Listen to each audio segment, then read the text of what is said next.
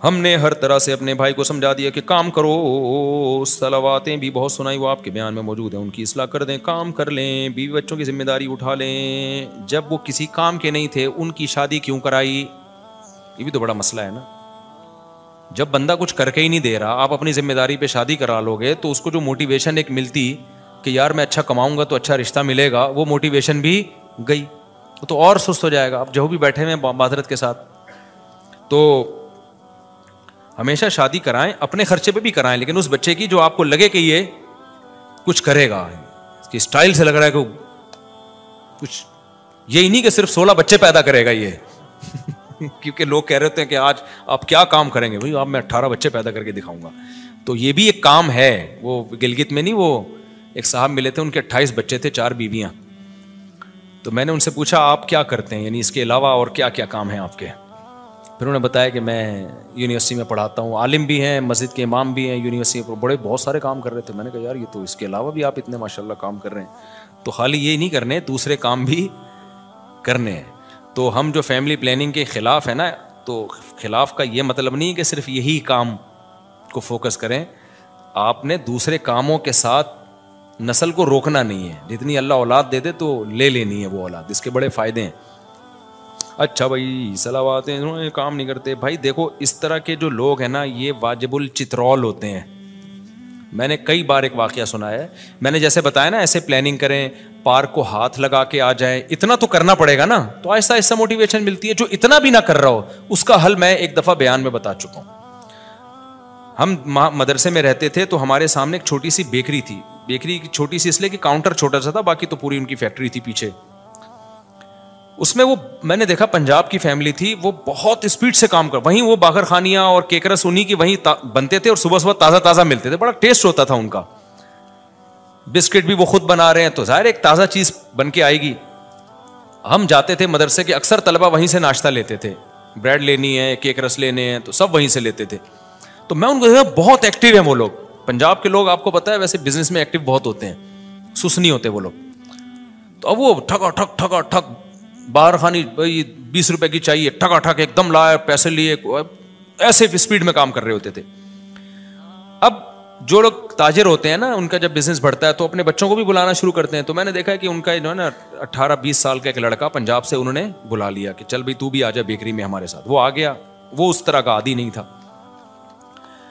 اب ہم نے اس سے، میں نے باخر خانی مانگی، یار 2 باخر خانی لاتے، وہ جا رہا ہے کھجاتا ہوا نا یوں کر کے، ایسے جا رہا ہے، یوں کھجا رہا ہے، چلتا ہوا جا رہا ہے، لا کے دے رہا ہے۔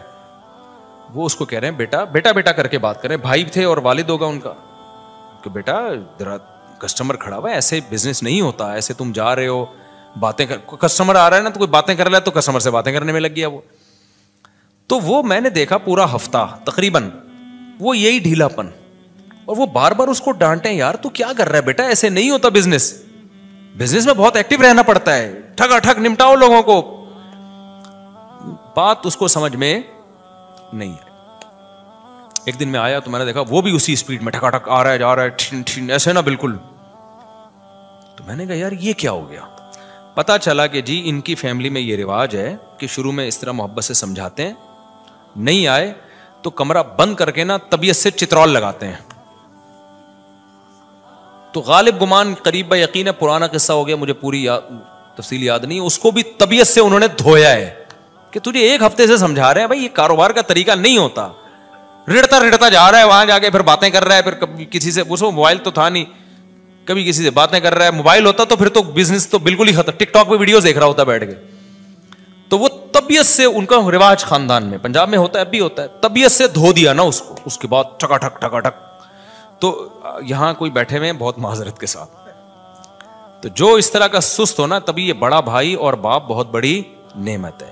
یہ جو موٹیویشنل اسپیکر سے جو چیز نہیں، اچھا یہ موٹیویشنل اسپیکر جو ہوتے ہیں نا، جو بتا رہے ہیں ایکچولی ہم نے اسٹرگل، ان کی بھی پیٹے ہوتے ہیں بچپن میں، ابا نے پیٹا ہوتا ہے ایک دفعہ طبیعت سے تو ٹھیک ہو گئے تھے، تو وہ پٹنے کا واقعہ نہیں بتا رہے ہوتے، یہ بتاتے ہیں ایکچولی ہمیں یہ اسٹرگل کی ہم نے، قوم سست ہے، اس میں کوئی اسٹرگل والا اس ماحول میں پیدا، میں خود بھی پٹا ہوں، صحیح ہے نا، جو میں آج باتیں کر رہا ہوں بیٹھ کے، میں بھی بڑا سست تھا، کام ہی نہیں ہوتے تھے، سستی، اسکول نہیں جا رہے، ابا لاتے تھے پائپ پکڑ کے کوڑ دیتے تھے، تو 1 ہفتے کا الحمدللہ انرجی پیدا ہو جاتی تھی. ایک ہفتے تک ہم بالکل فٹ فاٹ, پھر آہستہ آہستہ ڈھیلا پن آنا تھا, پھر ابا ایک دم چترول لگا دیا کرتے تھے, کبھی بھائی لگا دیتے تھے. مجھ سے جو ٹی کی ڈنڈی نہیں لکھی جاتی تھی اوپر, میں نے ایک واقعہ سنایا نا, میں انگلش میں ایک ورڈ لکھ رہا ہوں تو اتنی سستی سے لکھتا تھا. سستی اصل میں بائی نیچر سستی نہیں تھی, مجھے کھیل کود کا دل چاہتا تھا, پڑھائی میں سستی تھی, میرا دل چاہتا تھا ادھر بھاگنے دوڑنے میں ہم لگے. تو میں نے ٹی لکھا ہے سستی میں اوپر کا نا, وہ ڈنڈی نہیں ڈالی یہ والی, خالی یہ والی ڈنڈی ڈالی. تو ایسے میں لکھ رہا ہوں اور اوپر سے ڈنڈیاں چھوڑ رہا ہوں. تو مجھے یاد ہے ایک زوردار چماٹا آیا نا, غیبی چماٹا آیا, ایک دم میں ہل گیا.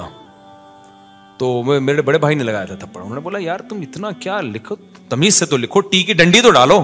اس کے بعد سے آج تک اس واقعے کو, میرا خیال ہے یہ 80s کا واقعہ, میں بہت چھوٹا تھا اس وقت, 87 یا 88 کی بات ہوگی. 88 بہت ونس اپون اے ٹائم, اتنا پرانا تو میں لگ بھی نہیں رہوں گا آپ کو. تو 88 کی بات ہوگی. اس کے بعد سے آج تک سب کچھ بھول سکتا ہوں. جب میں ٹی میرے بھائی بھی یہ واقعہ بھول گئے ہوں گے, جب بھی میں ٹی لکھتا ہوں نا, اوپر کی ڈنڈی آج تک میں نے کبھی نہیں چھوڑی. ہو سکتا ہے کوئی لفظ لکھ رہا ہوں اسپیلنگ غلط لکھ دوں, میں 2-3 الفابیٹ ہی چھوڑ دوں, لیکن جہاں ٹی آئے گا تو پورا آئے گا, اس کے اوپر کی ڈنڈی کبھی بھی. تو کچھ چیزیں ہوتی ہیں جو گھر میں بہت سست ہو نا, ہل کے نہیں دے رہا ہو. آپ نے موٹیویشنل اسپیکر بھی سنا دیے اس کو, سب کی تقریریں سنا دی, ہماری تقریر پھر بھی تو بہترین ہے. ایک دفعہ اس کو طبیعت سے دھو ڈالو, انشاءاللہ سیٹ ہو جائے گا. لیکن آج کل بچے بدتمیز اتنے ہو گئے ہیں, بڑا بھائی ڈانٹ دے تو وہ آگے سے جواب دے دیتے ہیں, باپ ڈانٹ دے تو آگے سے جواب دے دیتے ہیں. تو اس بدتمیزی والے ماحول میں تو پھر تربیت نہیں ہو سکتی بھائی. تو اس لیے کہتے ہیں پہلے بچوں کو تمیز سکھاؤ, بعد میں باقی چیزیں سکھاؤ. ہر طرح بھائی کو سمجھایا, وہ بھائی بیچارہ اللہ خیر کرے. آپ نے پچھلے جمعے میں کہا تھا میں پہلے خود کو اسٹیبل کرنے کا ہدف بناؤ, پھر بعد میں ماں باپ کو حج کروانا. اگر ایسا کریں گے تو اس سال حج کا سیزن چلا جائے گا. تو چلا جائے بھائی. ایک صاحب نے مجھ سے پوچھا کہ میرے پاس پیسے نہیں ہیں, تو میں ہدف ایک ویژن بنا رہا ہوں کہ ماں باپ کو حج کراؤں. ان کو میں نے کہا تھا آپ غلط چیز کو ویژن بنا رہے ہو.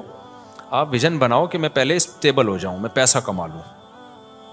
تو اس کے طریقے, جب پیسہ آئے گا تو پھر آپ نے دیکھنا ہے کہ اب آنے کے بعد کیا کیا کرنا ہے. اب کیونکہ اگر آپ نے حج کو ویژن بنایا اور آپ کے پاس پیسہ آیا اور آپ نے حج میں خرچ کر دیا, تو ہو سکتا ہے اس سے زیادہ ضروری چیزیں رہ جائیں. کل آپ لوگوں کے سامنے بھیک مانگ رہے ہو, حج تو حاجی تو ہو گئے آپ, تو پہلے تو ایک اسٹیبل تو ہو جاؤ نا. غریب آدمی پہ حج تھوڑی فرض ہے. اب غریب آدمی پلاننگ کر رہا ہو حج کی, تو پلاننگ میں پہلے یہ دیکھنا ہے کہ الاہم فالاہم, حج ہے ہر ایک پہ فرض. اگر ہر ایک پہ فرض ہوتا نا پھر آپ بناتے, یا جن پہ فرض ہو گیا وہ تو ضرور پلاننگ کریں حج کی, لیکن جن پہ حج فرض ہی نہیں ہے.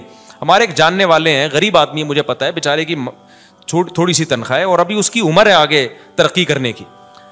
اس نے اتنے سال پیسے جمع کر کے نا عمرے کے پیسے جمع کیے, بہت اچھا جذبہ تھا اس کا. میں نے کہا دیکھو آپ ابھی ایک غریب آدمی ہو اور آپ کی ابھی شادی ہوگی, آپ کے آگے اولاد ہوگی, اتنی مشکل سے آپ نے یہ پیسہ جمع کیا. عمرہ کرنا یقیناً بہت بڑی عبادت ہے, لیکن جتنی گنجائش ہے اس حساب سے آپ پلاننگ کرو نا. آپ تہجد میں کچھ فوکس کر لو, آپ کچھ صدقہ خیرات کر لو. عمرہ تو مالدار لوگوں کا کام ہے. تو آپ کی, مجھے پتا تھا اس بیچارے کی محدود آمدن ہے. میں نے کہا آپ کو اللہ نیت ہو گئی نا ثواب دے دے گا, یہ پیسے کسی کاروبار میں لگا دو فی الحال. آپ جب پیسہ آئیں گے تو حج بھی ہوتے رہیں گے, عمرے بھی ہوتے رہیں گے انشاءاللہ. اور جو ہے وہ سیروزہ لگا لو تبلیغ میں, تاکہ دین پہ قائم رہنے کی توفیق ملے. تو عمرہ کرنے سے میں نہیں روک رہا آپ کو, لیکن میں روک رہا ہوں ایسی چیز سے. دیکھو اس کی مثال ایسے جیسے نبی کی خدمت میں ایک صحابی آئے سارا مال لے کے کہ سارا صدقہ ہے. آپ نے منع کیا کہ سارا صدقہ مت کرو. اب اشکال ہوا لوگوں کو, ابو بکر کا تو سارا مال قبول کر لیا. بھائی ابو بکر کا جو توکل ہے وہ لیول اور ہے, اور ہر ایک کا لیول توکل کا ابو بکر جیسا نہیں ہوتا. تو ہمارے نبی نے صحابہ کو سارا مال صدقہ کرنے کا حکم نہیں دیا, فرمایا اپنے گھر والوں کے لیے رکھو, کل مسائل آ سکتے ہیں, لوگوں کے سامنے ہاتھ پھیلانے پڑیں گے. تو اب آپ کی ارننگ بہت تھوڑی سی تھی, آپ نے اتنے پیسے جمع کر کے عمرے پہ خرچ کر لیے سارے. اس کے بعد کل آپ کے پاس حالات ایسے آ گئے, آپ لوگوں سے بھیک مانگتے پھر رہے ہو, تو عمرہ فرض تو نہیں ہے نا. تو اس لیے میں نے ان کو منع کیا. اب کوئی ہو سکتا ہے کوئی میری وہ بات کو سن کے بولے یار مفتی صاحب عمرے سے روک رہے ہیں لوگوں کو. عمرے سے نہیں روک رہے, ہمیں پتہ ہے اس بیچارے کی ابھی کم عمری ہے, یہ جذبہ اس کا اچھا ہے, لیکن اس میں وہ فقہی بصیرت نہیں ہے. کل اس کے حالات, کل ماں باپ اتنے تانے دیتے ہیں آج آپ کے پاس پیسے نہیں ہیں, تو ماں باپ کی آنکھوں کا تارا بھی وہی ہے. تہجد میں دعائیں بھی اس بچے کے لیے ہوں گی جو پیسے کما کے لا رہا ہو. تو فرض ہوتا نا پھر تو کرنا ہی کرنا ہے. جب فرض نہیں ہے تو نوافل پہ وہ پیسہ خرچ کرے جس کے پاس اضافی پیسہ ہو, پھر وہ کرے. پھر آپ حج جب فرض ہو جائے تو حج تو کرنا ہی کرنا ہے.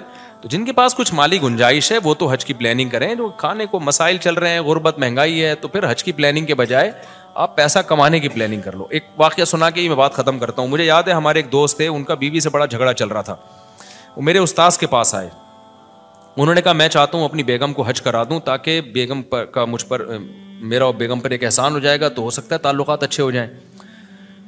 انہوں نے کہا بھائی اگر تعلقات اچھے کرانے کے لیے بیگم کو حج کرا رہے ہو نا, تو حج کے بجائے پراپرٹی لے کے بیگم کو گفٹ کر دو, اس سے بہت اچھے تعلقات ہو جائیں گے. اتنی نیک بیگمات آج کل مارکیٹ میں شارٹ چل رہی ہیں ٹھیک ہے نا, کہ حج کرنے سے وہ زیادہ خوش کس سے ہوگی کہ مجھے پراپرٹی مل گئی. ہاں اتنی مہنگی پراپرٹی کہ بیگم کے پاس جانے کا, بیگم پہ حج فرض ہو جائے تو وہ تو پھر ایک الگ بات ہے نا, پھر تو وہ بیگم کو واجب ہو جائے گا کہ بیچ کے حج کرے وہ, یعنی اس سے تھوڑی سستی ہو. تو میں بیٹھا تھا, میں نے کہا اس کا حج کا اچھا ویژن تھا, لیکن کتنے بڑے بزرگ اس کو روک کس سے رہیں گے. تمہارا مقصد کیا ہے؟ تعلقات اچھے کرانا نا. تو بیگم کو حج کرا کے, آج کل اتنے اچھے وہ ہوتے ہیں لیکن بہت نیک بیگمیں ہونی چاہیے اس کے لیے, ورنہ آج کل بیگم کہتی ہے ہمیں گولڈ بنا کے دے دو, ہمیں کوئی پراپرٹی لے کے دے دو, تو تعلقات اچھے اس سے ہوں گے.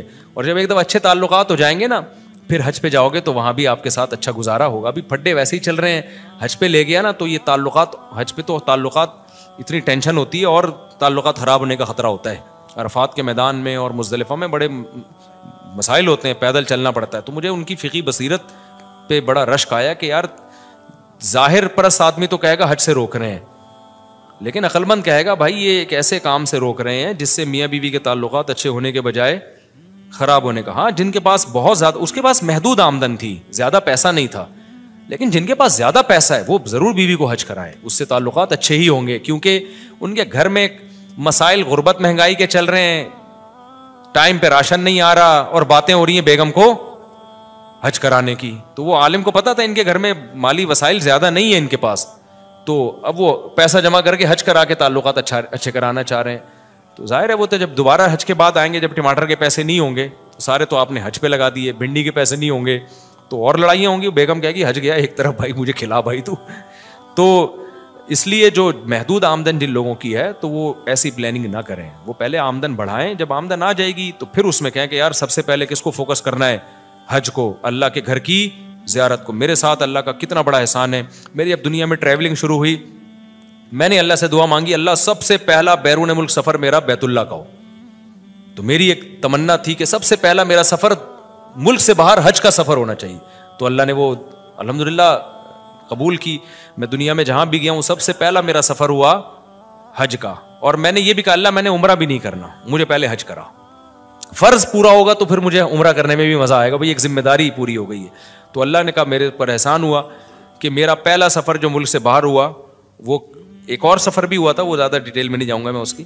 تو جو آفیشلی جو سفر ہوتا ہے نا وہ ہوا میرا, وہ حج کا سفر ہوا. تو میں نے کہا اب دنیا میں جاؤں, پہلی دفعہ آدمی جائے کہاں بھائی ملک سے باہر نکلے تو اللہ کے گھر کی زیارت کے لیے. تو میں لوگوں سے بھی کہتا ہوں جب آپ کے پاس وسائل ہیں تو بھائی سب سے اول درجے پہ حج کو رکھو. وسائل نہیں ہیں تو پھر حج کی پلاننگ بناتے بناتے جو بہت سارے اور بھی ضروری کام ہیں وہ آپ کے رہ جائیں گے. حج کر کے آ جاؤ گے اتنا پیسہ اکٹھا کر کے, اس کے بعد پھر وہی ماں باپ بولیں گے بیٹا اب ہماری بیماری کے پیسے ہیں نہیں تیرے پاس, ہمیں علاج کرانے تو نے حج پہ لگا دیے. اور حج میں بھی بعض دفعہ بیمار ہو جاتا ہے انسان, بوڑھے لوگ تو بہت زیادہ بیمار ہونے کا خطرہ ہوتا ہے. پرچی دیتے ہیں مجھ سے پوچھتے ہیں, اس لیے میں نے آج ان کا ذرا ڈیٹیل میں جواب دے دیا ہے کہ آپ پیسہ کمانے کی پلاننگ کر لیں اور اس میں یہ نیت کریں کہ جب پیسہ آئے گا تو پھر میں حج کروں گا بھی, کراؤں گا بھی, عمرے بھی کروں گا, زکوٰۃ صدقات بھی دوں گا, خیرات بھی کروں گا. آنے دیں, آنے سے پہلے دکان پکوڑوں کی اور باتیں کروڑوں کی اچھی نہیں لگتی ہیں بات.